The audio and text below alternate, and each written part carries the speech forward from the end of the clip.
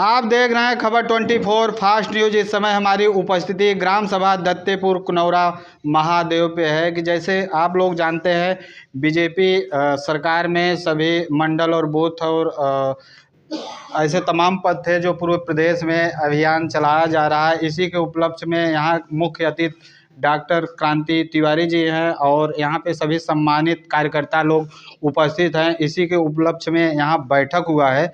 जैसे कि आप देख सकते हैं प्रतिमा के माध्यम से डॉक्टर श्याम प्रसाद मुखर्जी और का दर्पण लगा हुआ है और पंडित दीनदयाल उपाध्याय जी का। हम सर से जानेंगे, मुख्य अतिथि हमारे साथ में हैं और सर से हम थोड़ा जानेंगे इसका मेन उद्देश्य क्या है। सर, सबसे पहले हमारे चैनल में आपका स्वागत है। आप मुख्य अतिथि के रूप में देखे जा रहे हैं और काफ़ी दिन से आपका प्रयत्न और प्रयास चल रहा है और सरकार इस समय सरकार यानी डबल इंजन की सरकार आपके साथ है, तो आपका जो मुख्य उद्देश्य क्या है सर?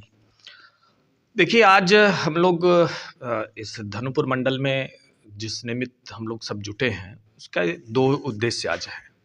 एक तो हमारी भारतीय जनता पार्टी केंद्रीय नेतृत्व के द्वारा एक अभियान हम कार्यकर्ताओं के लिए आया है, संविधान गौरव अभियान, जो कि हम लोग 11 जनवरी से लेकर 25 जनवरी तक उस अभियान के अंतर्गत विभिन्न कार्यक्रम, स्कूल कॉलेज, आम लोगों तक पहुंचना, इसके अलावा गोष्ठियों के माध्यम से संविधान के बारे में जो भ्रांतियां विपक्ष इस समय फैला रहा है, उन भ्रांतियों को दूर करने के लिए हम ये अभियान चलाएंगे।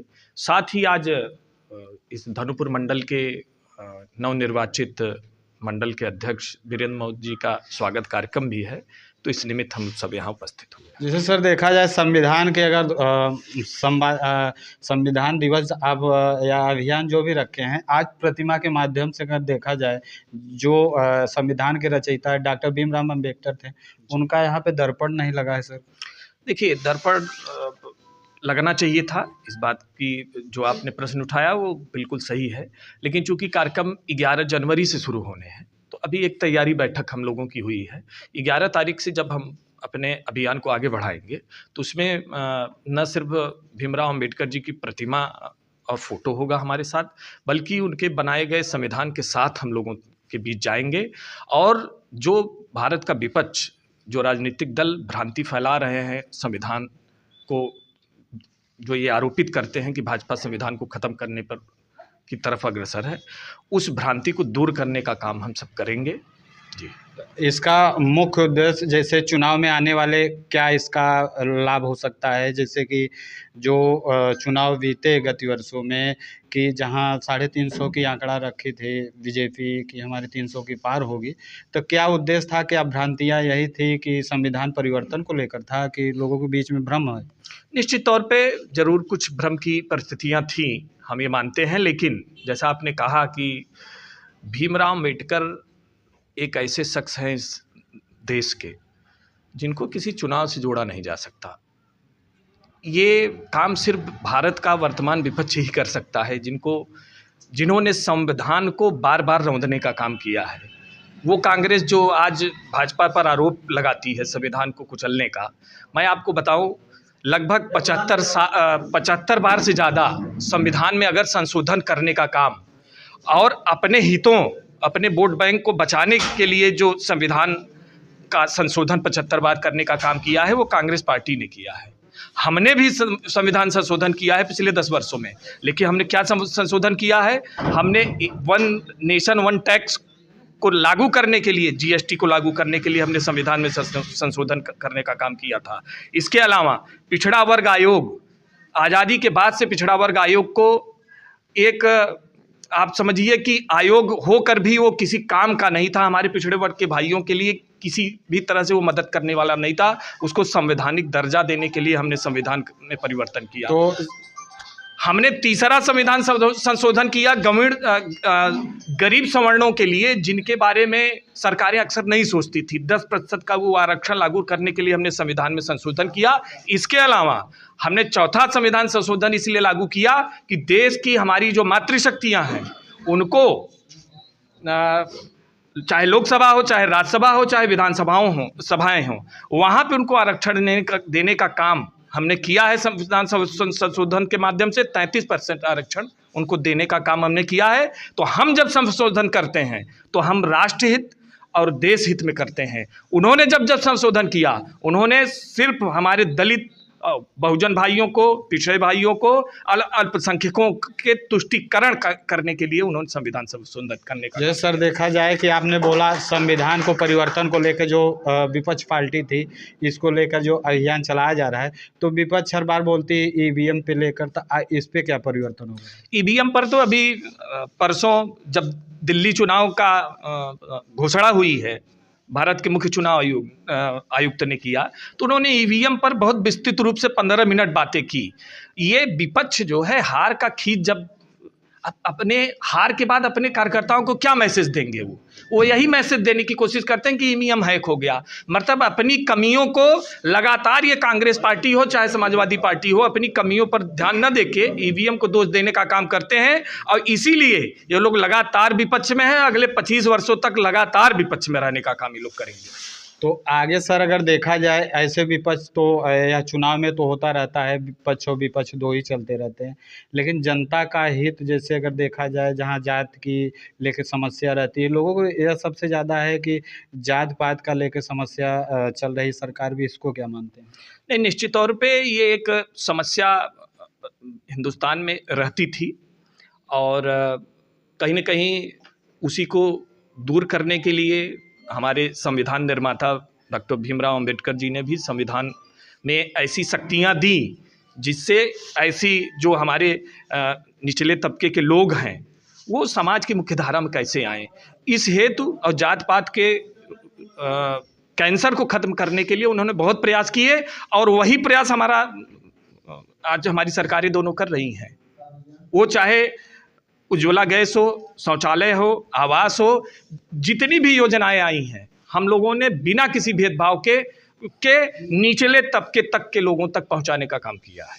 लेकिन अगर सत्यता पे लोग यही कहते हैं कि हमें सरकार में सबसे ज़्यादा लोगों को जो शौचालय हो, आवास हो, सब में घूस लूट हुआ है कर्मचारी के द्वारा, इसको क्या मानते हैं? निश्चित तौर पे ये एक शिकायत रहती है, मैं आपकी बात से सहमत हूँ, लेकिन हमारी सरकार, इसीलिए डीबीटी लागू करना पड़ा हम लोगों को। डीबीटी लागू करने का काम सिर्फ यही था। एक समय आपने सुना होगा कि देश का एक ऐसा भी प्रधानमंत्री था जिसने कहा था कि दिल्ली से हम लोग 1 रुपया भेजते हैं तो 15 पैसा गरीबों तक पहुंचता है। उसी को दूर करने के लिए हमने डीबीटी को लागू किया कि सीधे कोई भी लाभार्थी हो, उसका चाहे आवास का पैसा हो, चाहे गैस की सब्सिडी हो, चाहे जिस प्रकार का भी लाभ सरकार से मिले, वो सीधे उसके खाते में जाए। हाँ, निश्चित तौर पे नीचे के स्तर पर ये समस्याएं हैं, लेकिन उसको हम दूर भी कर रहे हैं और उस हेतु प्रयास भी कर रहे हैं कि ऐसी समस्याएं ज़्यादा दिनों तक न रहें। जैसे सर अगर देखा जाए, चुनाव अब धीरे धीरे करीब हो रहा है, इसी प्रकार से बीजेपी, भारतीय जनता पार्टी के सभी बूथ और मंडल पे जो यह प्रयास करके परिवर्तन किया जा रहा है, तो इसका मेन उद्देश्य क्या होगा? क्या पिछले कार्यकर्ता या जो भी पदाधिकारी रहे हैं, क्या उनमें त्रुटियां रही हैं?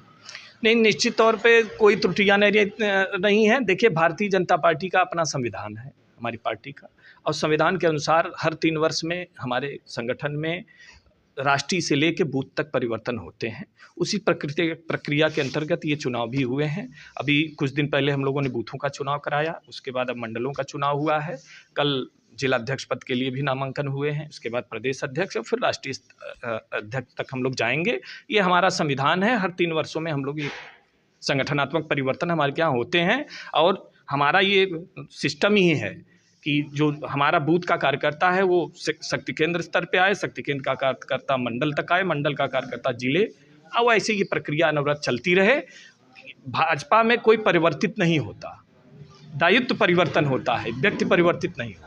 जी, जैसे सर अगर देखा जाए, जैसे यह चीज़ होती है, जैसे चुनाव आते हैं तो वहाँ कैंडिडेट जो भी प्रतिनिधि दावेदार होते हैं टिकट लेने के लिए, बहुत सारे लोग रहते हैं, उसको लेकर जैसे कुछ ऐसे प्रतिनिधि होते हैं जो प्रयास करके जनता के बीच में रहते हैं, उनको देखा जाता है कि टिकट नहीं मिलता है, तो इसको क्या मानते हैं? बाहर या जैसे बाहरी क्षेत्रीय लोग को न दे के दूसरे को अगर टिकट देते तो इसको क्या मानते हैं? देखिए, भारतीय राजनीति की एक स्याह सच्चाई ये भी है कि चुनाव कहीं न कहीं समीकरणों से जीते जाते हैं, और कोई भी राजनीतिक दल हो वो चुनाव हारने के लिए तो कोई समीकरण बैठाता नहीं। तो जहाँ जैसा समीकरण बैठता है, जिस जात को हमको लगता है कि इनको प्रतिनिधित्व देने से हम चुनाव जीत सकते हैं, तो वहाँ पे हम अवसर देते हैं। और ऐसा कोई बात नहीं है कि जो कार्यकर्ता काम कर रहा है उसको अवसर नहीं मिलता है। अगर किसी को टिकट नहीं मिल पाता है तो उसको समायोजित भी किया जाता है न कहीं-कहीं। जी।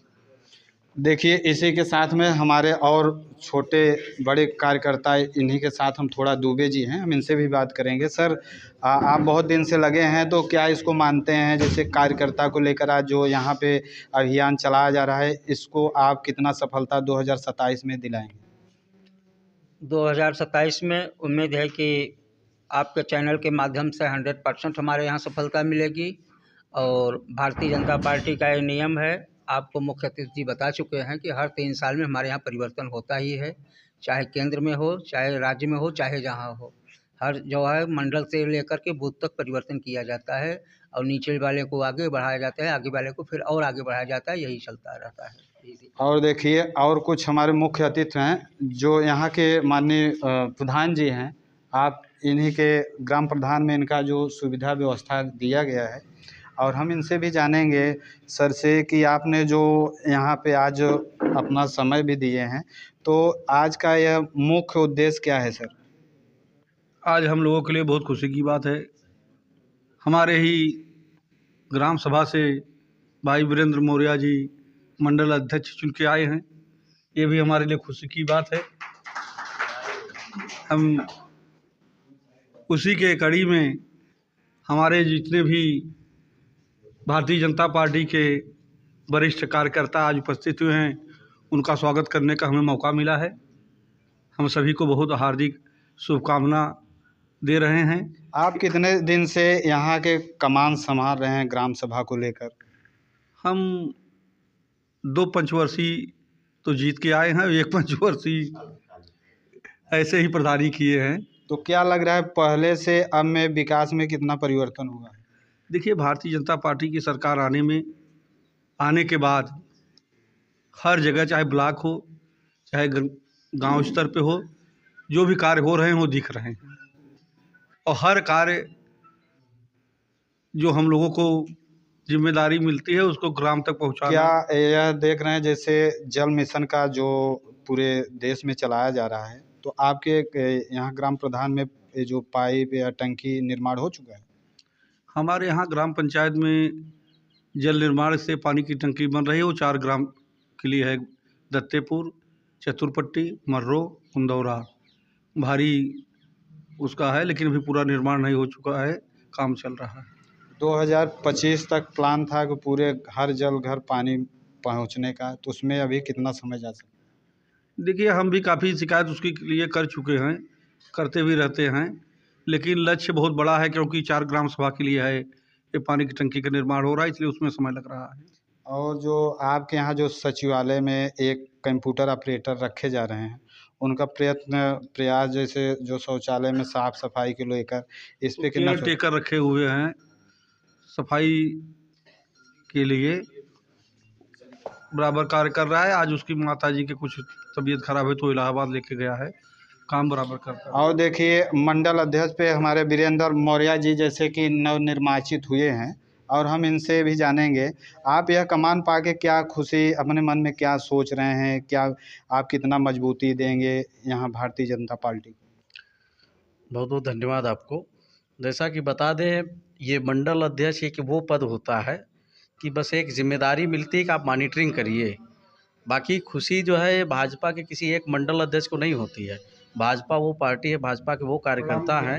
हमारे यहाँ 84 बूथ है, तो 84 बूथ अध्यक्ष सब खुश हैं और सब कोई खुशी है। इसमें केवल मुझे खुशी नहीं, मैं अकेले खुश होकर के नहीं, जब तक हमारे सारे कार्यकर्ता खुश नहीं होंगे तब तक हम खुश नहीं हो सकते हैं। और देखिए, हमारे पूर्व मंडल अध्यक्ष हैं, हम इनसे भी जानेंगे थोड़ा।